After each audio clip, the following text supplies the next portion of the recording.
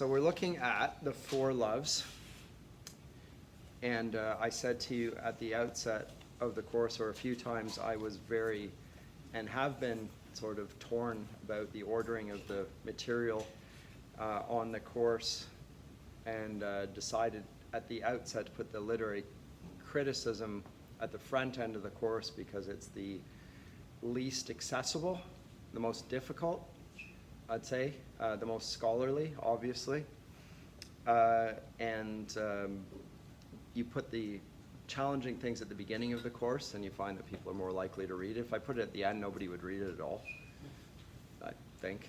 And yet I also maintain that there's a continuity of themes and ideas expressed in different ways in different works that Lewis writes. And his literary criticism of the medieval period and Renaissance literature, and even more contemporary topics, can be found in his stories, in Narnia and Till We Have Faces and so forth, and in his what are often called his apologetics works. You can just see it. It's there everywhere. And once you read all of it, you can see him expressing the same sorts of concerns, but just addressing it in a different way. And so for me, he models an approach to life, at least from the vantage point of as a thinker, that I think we should be trying to emulate ourselves. Or I'll say that I certainly try to as an academic. I want to consider that my subject is not just my job or even my vocation, but has a relation to who I am as a man and as a Torontonian, Christian, Canadian, whatever. I think it filters through all that. And as somebody who lives in the 21st century now, my interest in the humanities is often historic, just like his is. I mean, his even more so because he's a medievalist Renaissance scholar. But when you read Lewis, it's clear that he's engaging very strongly with his own age. And yet, because he has multiple hats on his head, he can see things better than his contemporaries can. And it's because he reads old books, and he reads great old books, I think is the main reason, or at least that's the reason he gives. As an apologetic for reading old books. And the old books that we read tend to be the best of the old books. So it's not just because they're old, it's because this was a great literary work that has stood the test of time. It still has something to say to us, and we're not hearing it from our contemporaries, and we'd better hear it. We need to hear it. The Four Loves is one of those works of apologetics, I think, that I have alluded to throughout the course and talked about in relation to his novels, but in particular.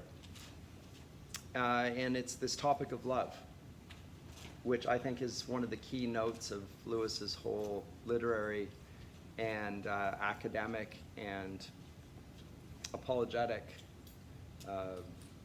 efforts. And with this, he is in sync with the great Christian tradition, which he often is seen as an exponent of. And I mentioned that not only that, he represents a certain life of freedom and virtue, which modern science is resolutely opposed to. And that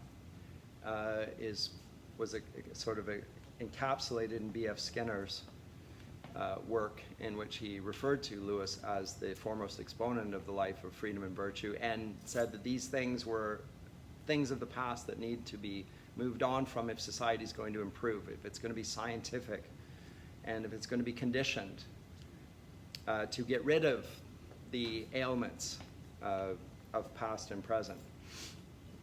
So he is the exponent of that. But love is really, Lewis doesn't talk so much about freedom. He does exemplify virtue in his works. It's love, though, that he talks about. And that's a Christian topic, not exclusively a Christian topic, but it takes on a color because of the Christian faith and Christian doctrine that we don't find elsewhere in the same way. And roughly it turns on a dichotomy, or at least a discrimination he makes right at the outset between two types of love. Now the book is called The Four Loves, and he will talk about four different types. But before he gets to those, he talks about this dichotomy or a distinction. And it's one that I've already identified, distinguishes the first three loves from the fourth love, and that is what he calls the distinction between gift love and need love. Remember, Jesus is asked what the greatest commandment is, and he says it's that you love the Lord your God with all your heart, soul, and strength, and the second being like it, that you love your neighbor as yourself. So love is at the center of Christian teaching. It becomes the center of Augustine's theology. It's central to Dante's Divine Comedy, clearly. The Inferno is categorized in terms of disordered loves, and the Purgatorio is the virtues that lead to the ascent of love, and he talks about the Ordo Amoris right in the beginning of the Abolition of Man. Remember, he talks about the Ordo Amoris, the order of love, a hierarchy. And he wants to deal with the flattening of loves and the reductionism, and I've talked about this repeatedly, the reduction of what we would call some of the highest human sentiments, aspirations, and its reduction to a base motivation. So love will be reduced to lust, or mere attraction, or mere biochemical rationale. And Lewis realizes that, and he presents that, and we saw this in Till We Have Faces, that in some ways it's engaging with themes that have been central to literary endeavors forever, and were divinized in the ancient world. There's a reason why Venus is divinized, and Cupid is repeatedly a part of fiction. But this distinction between gift love and need love, I'll just read what he says here. The typical example of gift love would be that love which moves a man to work and plan and save for the future well-being of his family, which he will die without sharing or seeing. That is the love, although it's not mentioned as such, of Aeneas in the Aeneid. It's called piety by virtue. Virgil, called piety, pietas. He lives not for himself, not for his own loves even. Remember, he loves Dido, but he leaves her behind in order to establish Rome for the sake of his children and for the sake of his posterity, for the sake of Rome. Although it's not identified as love, there is something of a self-denial in his act of doing this rather than doing what he actually loves. So it's a sort of love that seems against love, and it is. And it's a different type of love. That he calls that gift love, however.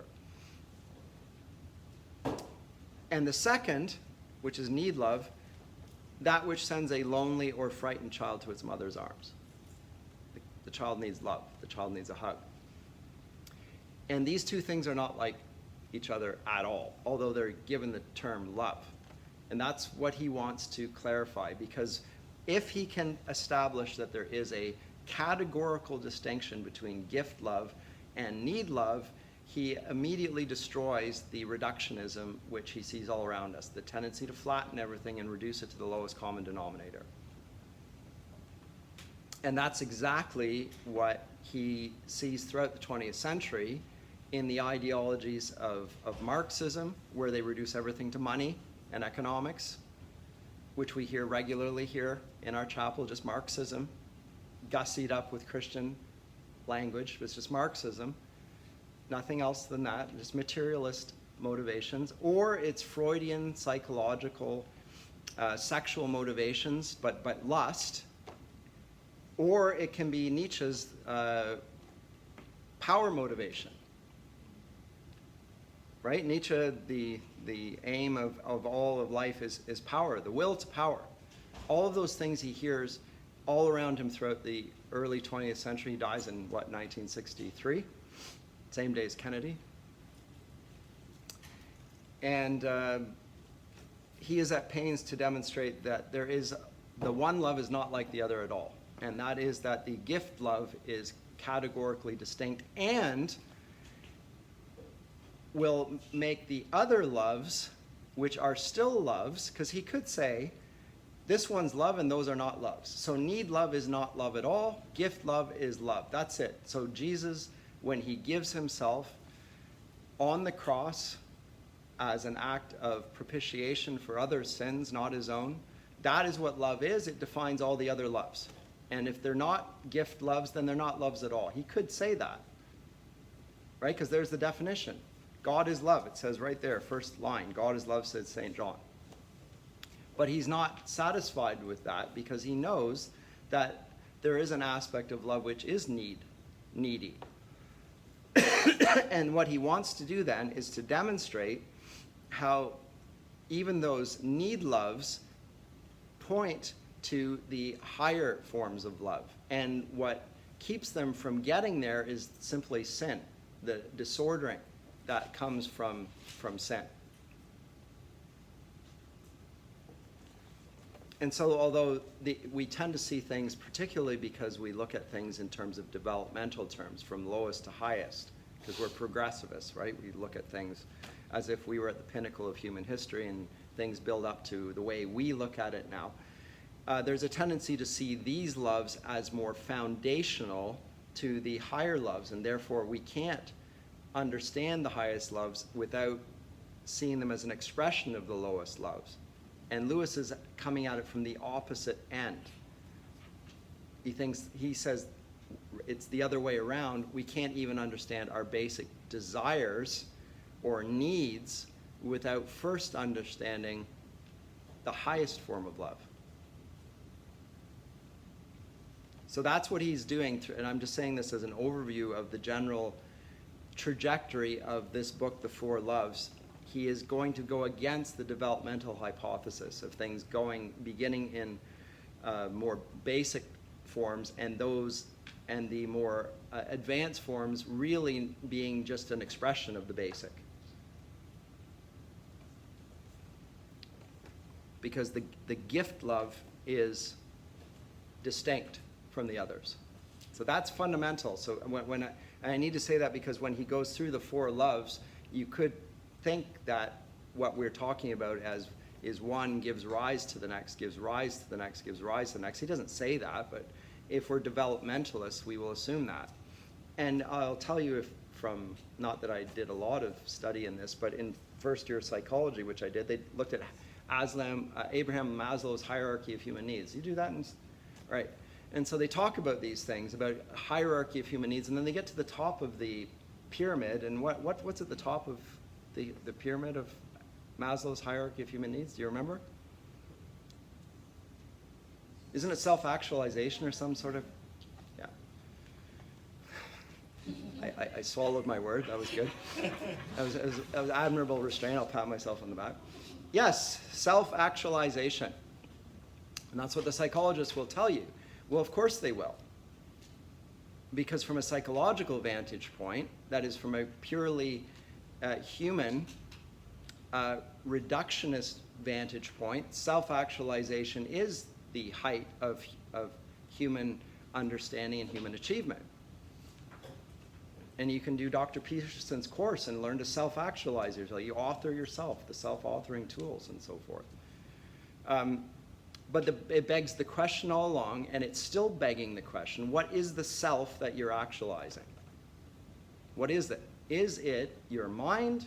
Is it your soul? Is it your body? What is the self? What is the psyche? Even in psychology, I said the whole discipline of psychology is radically at odds within itself about what the very thing is that they call a science, a logos, the psycho-logos, psychology. What is the psyche? Today it's the brain, by the way. You do a course, is it brain and behavior? Do a course called brain and behavior here? It's standard, yeah. Which is your brain effectively is yourself, It's a biochemical thing, and that gives rise to your sense of self, the mind-body thing. Problem of Descartes is solved by studies of brain chemistry. In which case, love can also be dealt with a pill. Because if it's chemical, then you can treat it chemically and actualize yourself through a pill. That's what the transhumanists are doing right now, by the way, is creating new pills to make you healthier and happier, more well-adjusted. So even though this seems like this is a man of literature talking about the issues, but the issues are central to the problems of modern science. And if there's no other proof than the fact that B.F. Skinner regards Lewis as a terrible threat should indicate exactly what's going on here. There is a conflict going on. He writes the book after Lewis is dead. Yeah, coward. Write it 10 years earlier and see what the response would have been. That would have been interesting. But there's the distinction there between gift and need. And then he goes on to say there was no doubt which was more like love himself. And he capitalized that sort of old-fashioned English. Divine love is gift love. The Father gives all he is and has to the Son. The Son gives himself back to the Father and gives himself to the world, and for the world to the Father, and thus gives the world in himself back to the Father too. Read John chapter 17, because that's a summary of it right there. So there's a sense of giving of oneself, which is central to the Trinity, and we, by virtue of the fact that we're made in the image of God, also need to account for this personal self-giving in terms of, even if you want to use Maslow's terms of self-actualization. We are most ourselves when we don't look to ourselves, but rather look to others and act on their behalf. And that's Lewis's conviction. He's already demonstrated in Till We Have Faces, which we looked at most recently as a work of fiction.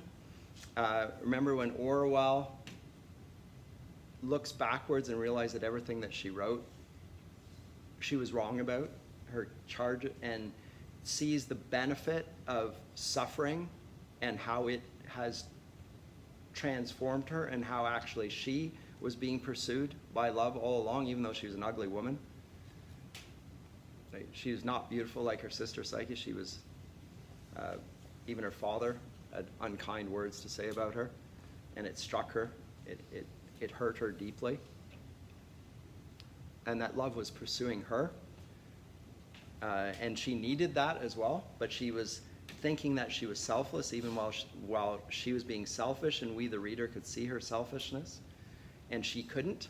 Everybody else could see it. She couldn't. Is astonishing. Lewis is going to depict this again and again. The Great Divorce, same sort of thing. Right? This sense of love as understood as a need, and repeatedly, over and over, as a need. Everyone sees need love, and they don't understand gift love. Well, this is the work in which he differentiates it most clearly. He disambiguates various forms of it. And he also demonstrates how each of what he calls 4 different loves, by the way, he could have chosen, there are more than 4 in the ancient world. He could have talked about philotia, a self-love. If I can write that on the board without pulling this down. I don't think so. That looks pretty sketchy.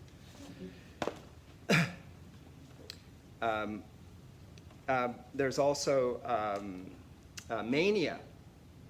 We use that word. Obsessive love. That existed in the ancient world. But he uses these 4, and he probably does so because these are words he finds in the New Testament. Or they describe types of love that are familiar in biblical times. So the idea of eros or storge, that's commonly to be seen in this era. So he goes to those. I'll read on here.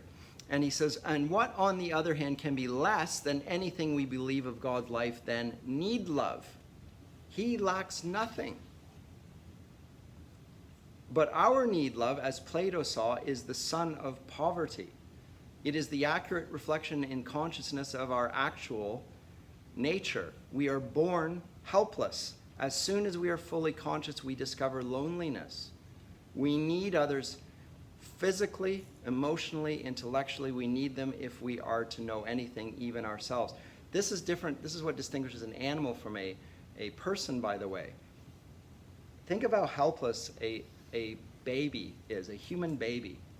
There is no, when you study this in biology, they talk about how different in terms of the maturation period a human being is from other animals. Like a colt, when it drops from its mother's dam, is immediately struggling to get on its feet and run. And it can do it within an hour, basically, because it's not only born to run, it has to run or it's not going to live. So there are predators out there. A human baby can't survive 1 minute on its own. And actually, I think that children can't survive until they reach adulthood. They can't. It's not just that they're physically, we have no clothes, and we need clothing to keep warm. We need nutrition just like the other animals and so forth, but there is an element of human nature which makes other human beings predators towards us. And the ancient world knew about this. It called humanity a wolf to his fellow man. That's, can't remember which Roman writer said that. Homo lupo homines. Man is a wolf to his fellow man. Not in the sense that he's eating, but in the sense that he's trying to take advantage of. And children are easily taken advantage of, which is why they need, which is why we have a distinction between children and adults, which we don't have in any of the animals. It's called an age of maturity, and it's not a biological description exclusively. It has to do with moral development, right? You know this. And even in terms of biology, I'm told that a brain does not mature until the age of 25. It's an ongoing process of development. Everyone thinks that you come from the womb and you're ready to live, but you're not. You don't have teeth. Your eye does not fully develop so it can focus until you're about 7 years of age. Do you know that? Which means that you can't actually learn until you're 7. It's not that you don't learn it, but you can't concentrate because you can't focus. You literally cannot focus. Your eye's not focused in the same way. That's why school begins at the age of 7. Early childhood education is a bunch of malarkey. Just to get your kids away from the parents earlier on in life. You get free babysitting, which is not free at all. But they're not being educated. They're being trained. It's controversial, but these are just simply facts of human development. You don't get your adult teeth until who knows when. It starts different ages and so forth, but it continues. Your wisdom teeth, what do you get them when you're 18 or something? Thereabouts. But you're still getting new features to your human physique. So even developmentally, look at the long timeline for development. It is like no other animals like it. But the thing that distinguishes is this love, and if you've been a pastor, which I have been, and a professor for many years, you find that this is the thing that you most notice is how needy everyone is. It's startling. Just watching people isolate themselves, feel you can see the pain in faces, and the people who are pained tend not to reach out for help, and they may welcome it, they may not welcome it. It's hard to know, but it's clear that they're lacking something that is as vital to them as a mother's milk. It's not there, and it's taking them apart. And there is no animal that's like that.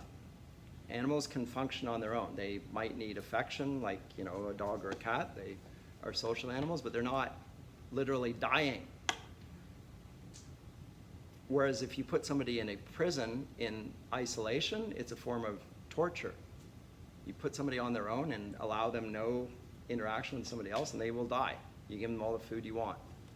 And there are studies in the Enlightenment period. I think it was Frederick of Prussia who did a study to see the effect, which language would a child speak if they didn't have any influence? Naturally, what would be the natural language of the child? So we'll just keep them away from everyone, and the child will eventually naturally come to speak, and we'll solve that riddle. Are they going to speak Hebrew? The Adamic language, what's it going to be? Well, they all died, so who knows? Because they had no affection. They had no one communicating. There was no love. It's a sick experiment. Except if you thought that people were just like natural beings like other organisms, then you might think this is interesting, and it might be fruitful to find out what that original language is. The worst acts are done on orphans, by the way, in orphanages throughout human history, in my assessment anyway.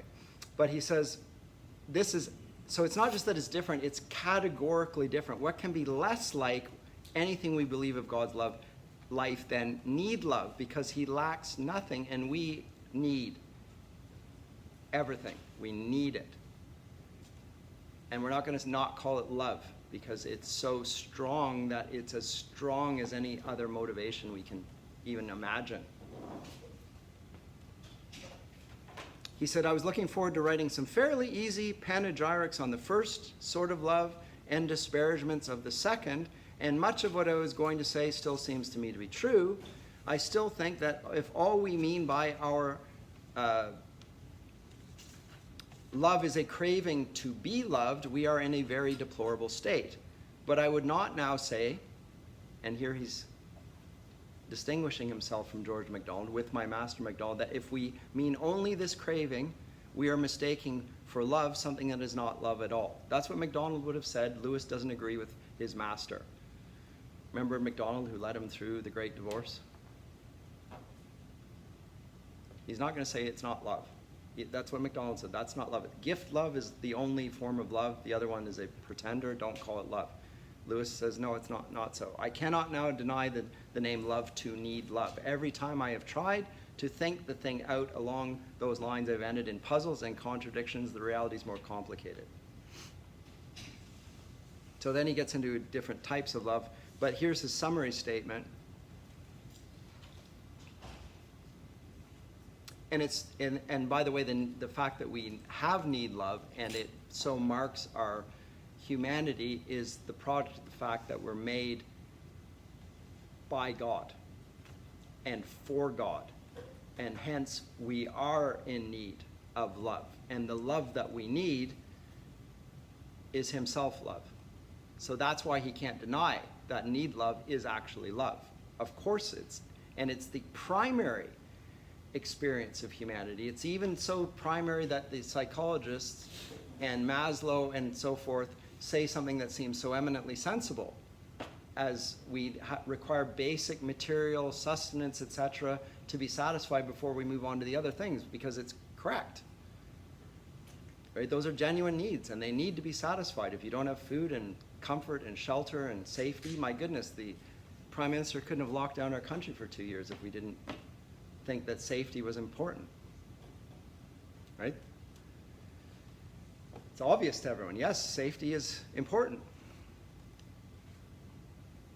But man's love for God, from the very nature of the case, must always be very largely and must often be entirely a need love. So our love for God is actually a need love.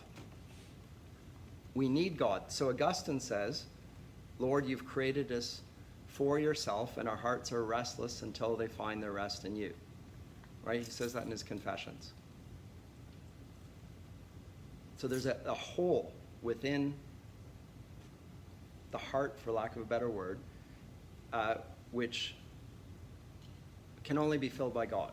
And it gets filled, however, by any manner of things, and some of them we term to be bad, like drugs or alcohol. But Lewis is going to say, actually, the more common way of filling these is with other need loves. Like, everybody deplores the effect of drugs and alcohol and, gambling and things that are socially, personally destructive. You can see the ill effects of that.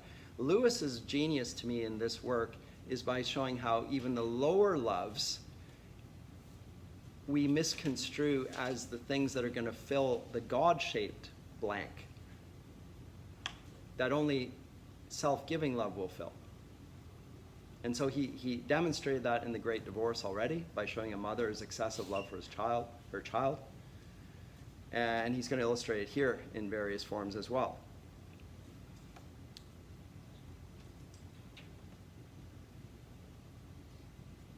And so he says this: man's love for God from the very nature of the case must always be very largely and must often be entirely a need love. This is obvious when we implore forgiveness for our sins or support in our tribulations. But in the long run, it is perhaps even more apparent in our growing, for it ought to be growing, awareness that our whole being by its very nature is one vast need, incomplete, preparatory, empty, yet cluttered, crying out for him who can untie things that are now knotted together and tie up things that are still dangling loose. I do not say that man can never bring to God anything at all but sheer need love. Exalted souls may tell us of a reach beyond that. But they would also, I think, be the first to tell us that those heights would cease to be true graces, would become Neoplatonic or finally diabolical illusions the moment a man dared to think that he could live on them and henceforth drop out of the element of need. So this is a quotation from The Imitation of Christ, Thomas à Kempis. The highest does not stand without the lowest.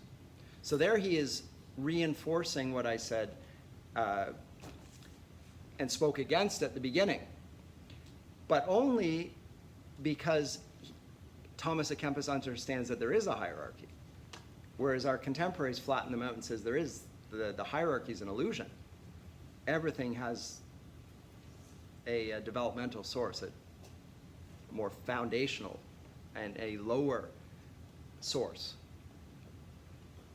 The highest does not stand without the lowest then, but the lowest is clearly distinct from the highest. So anyway, but it would be a bold and silly creature that came before its creator with the boast, I'm no beggar, I love you disinterestedly. So thus one need love, and I'm just reading here, the greatest of all either coincides with or at least makes a main ingredient in man's highest, healthiest, and most realistic spiritual condition. A very strange corollary follows. Man approaches God most nearly when he is in one sense least like God. Jesus calls us children. Unless you become like a little child, you will not enter the kingdom of heaven. What is a child like? I've heard in churches 1,000 times, well, trusting, accepting. I don't think that's what he means. I just don't.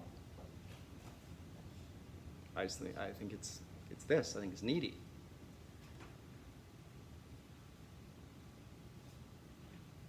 For what can be more unlike than fullness and need, sovereignty and humility, righteousness and penitence, limitless power, and a cry for help?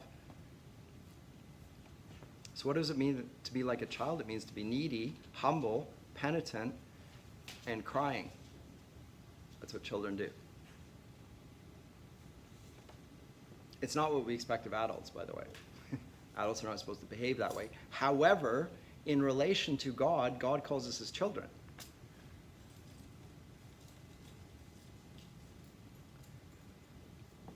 Lewis says, this paradox staggered me when I first ran into it. It also wrecked all my previous attempts to write about love. When we face it, something like this seems to result. So, this is just the introduction, but the introduction is very important to the whole work.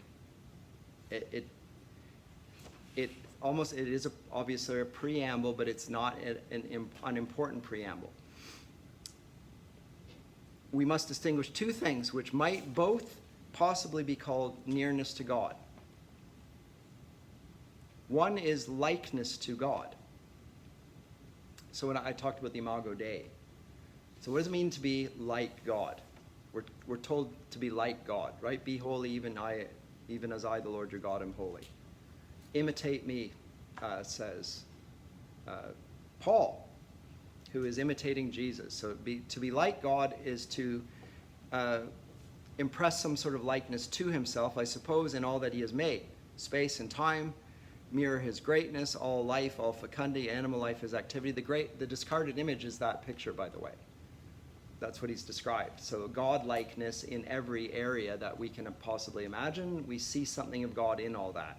The modern world throws that away and says that there's nothing that is an arrow pointing to God. The ancient world and the medieval world and the Renaissance world sees everything pointing to God. Man is a more important likeness than those by being rational. Angels, we believe, of likenesses which man lacks, immortality and intuitive knowledge, in that way all men, whether good or bad, all angels, including those that fell, are more like God than the animals are. Their natures are, in this sense, nearer to the divine nature. That's one way of thinking of nearness to God, but there's another way, and that may be called nearness of approach. If this is what we mean, the states in which man is nearest to God are those in which he is most surely and swiftly approaching his final union with God, vision of God, and enjoyment of God. So the nearest to God is in the eschaton. You know what I mean by the eschaton? In the second coming of Christ, when we will see God not through a glass darkly, but then face to face. Then we'll see him. So that's nearness in that sort of sense of proximity. And as soon as we distinguish nearness by likeness and nearness of approach, we see that they do not necessarily coincide.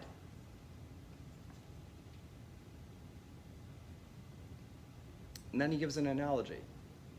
Now note, this is Lewis at his most opaque. He's really struggling here. Now, when you read Lewis, I am always struck by how marvelously clear he is in his thought and expression. He finds exactly the right picture and image to help him think, but he's really fighting here. And it's not that he doesn't do well, he excels in it, but he's not going in a straight line. He's tacking back and forth. Perhaps an analogy may help. Let us suppose that we are doing a mountain walk to the village which is our home. At midday, we come to the top of a cliff where we are in space, very near it because it's just below us. We could drop a stone onto it. But as we are no cragsmen, we can't get down. We must go a long way around, 5 miles maybe. And at many points during that detour, we shall statically be further from the village than we were when we sat above the cliff. But only statically. In terms of progress, we shall be far nearer our baths and teas. Since God is blessed, omnipotent, sovereign, and creative, there's obviously a sense in which happiness, strength, freedom, and fertility, whether of mind or body, wherever they appear in human life, constitute likenesses. They're sort of resemblances. You know, we have the ability to create great art. God is a creator, so there's a likeness there. And in that sense, we're proximate to God. Animals don't do artwork. Birds will thatch their nests, and some quite extraordinarily, but they never change what they do. They do it the same way every time. There's no invention going on there, where human beings are inventive, and they will use their creative abilities to fashion new things in new ways. And in this sense, we'll speak about man having a godlike capacity, and we call it the imagination often. So I don't need to get into the discussion of that right now. But no one supposes that the possession of these gifts has any necessary connection with our sanctification. No kind of riches is a passport to the kingdom of heaven. So it doesn't matter how strong you are, or fast you are, or creative you are, you're not closer to God. Mozart's not closer to God. And neither is our Olympians, the decathletes, the best athlete in the world, is not closer to God. But he's more godlike in a sense. We give them awards and revere them in that sense. So at the cliff's top, we are near the village. But however long we sit there, we shall never be any nearer to our bath and our tea. So here, the likeness, and in that sense, nearness to himself, which God has conferred upon certain creatures and certain states of those creatures, is something finished, built in. So some people just are naturally gifted. They're brilliant and strong and beautiful and whatever, like all those things. And so in that sense, there's something we aspire to, like the pinnacle of human achievement. You look at those people, they talk about them in history. Are they any closer to God? Is Napoleon Bonaparte closer to God? Is Justin Trudeau closer to God? Is